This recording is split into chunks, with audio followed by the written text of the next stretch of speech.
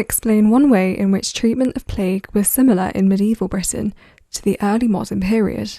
4 marks. Here's the mark scheme for this question, which you can find out about in more detail in our overview video. But we do know that 2 marks are awarded for AO2, which is the quality of your comparison. So that means that you need to be analytical rather than generalised. By that we mean you need to explain your thinking, not just stating that there are differences or similarities, but why there are differences or similarities, or the significant differences and similarities. The 2 marks are also awarded for AO1, which is your use of knowledge and understanding to support your judgments.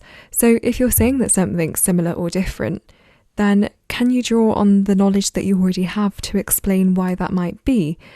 That feeds into the analysis that we were just talking about. And as we say, the AOs depend on each other, so bringing in evidence of your own knowledge to support your analysis is really key to scoring highly on this question. Here are the bands for this question, which again are explained in more detail in the overview video.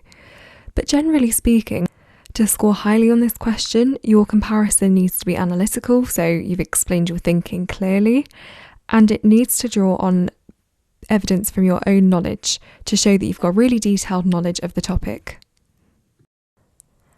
There are many different points you could have made when answering this question, so as long as what you say is relevant and correct, the examiner will award you the marks.